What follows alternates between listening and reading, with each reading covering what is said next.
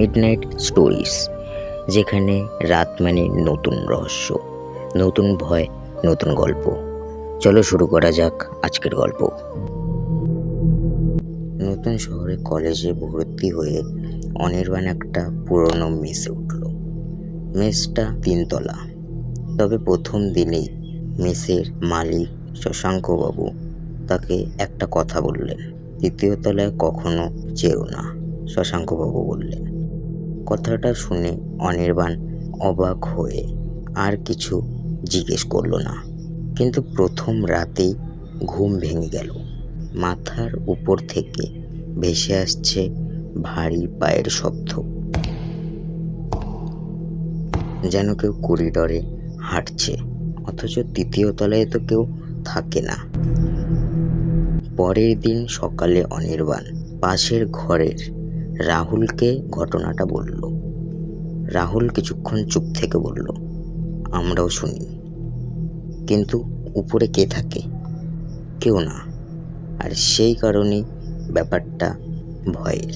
রাহুল জানল 5 বছর আগে সুমন নামে এক ছাত্র 3য় তলার 307 নম্বর ঘরে থাকত। একদিন হঠাৎ করে সে নিখোঁজ হয়ে যায়। তারপর থেকেই প্রতি রাত 3টায় ওই শব্দ শোনা যায়।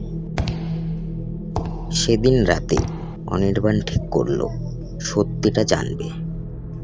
রাত 3টে বাজতেই সে টর্চ নিয়ে হাতে 3য় তলায় উঠে গেল। করিডরটা অন্ধকার। একদম শেষে 307 নম্বর ঘর। দরজায় তালা ঝুলছে। ঠিক তখনই ঘরের ভেতর থেকে শব্দ এলো। অনির্বাণের বুক কেঁপে উঠল। মনে হলো সে দরজার ওপাশ দাঁড়িয়ে আছে। হঠাৎ কেচ করে তালাটা মাটিতে পড়ে গেল। দরজাটা ধীরে ধীরে খুলে গেল।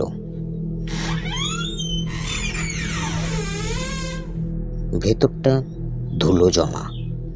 একটা ঘর, একটা ভাঙা খাট, একটা টেবিল, আর টেবিলের ওপর একটা পুরনো ডায়েরি। অনির্বাণ ডায়েরিটা খুলল। শেষ পাতায় লেখা, আমি একা নই। প্রতিদিন রাত 3টায় ও আসে। যদি কেউ এই লেখা পড়ে থাকো, পালিয়ে যাও। হঠাৎ তার পেছনে ঠান্ডা নিঃশ্বাসের শব্দ। অনির্বাণ ধীরে ধীরে পিছনে ফিরল। ঘরের কোণে একটা মানুষ দাঁড়িয়ে, ফ্যাকাশে মুখ, কালো চোখ। লোকটা ফিসফিস করে বলল, এতদিন পর কেউ এলো। অনির্বাণ আর এক মুহূর্তও দাঁড়ালো না। চিৎকার করে দৌড়ে নিচে নেমে গেল। পরের দিন সকালে সে মেস ছেড়ে চলে যায়। অনির্বাণ যাওয়ার আগে শশাঙ্কবাবুকে সব বলল। শশাঙ্কবাবু বলল, শব্দটা সবাই শোনে, কিন্তু সবাই তাকে দেখতে পায় না। আজও নাকি মেসটা আছে। আজও 3য় তলার 307 নম্বর ঘরটা তালাবন্ধ। এই ছিল আজকের গল্প। যদি গল্পটা ভালো লেগে থাকে তাহলে like, comment, share and subscribe. দেখা হচ্ছে নেক্সট ভিডিওতে।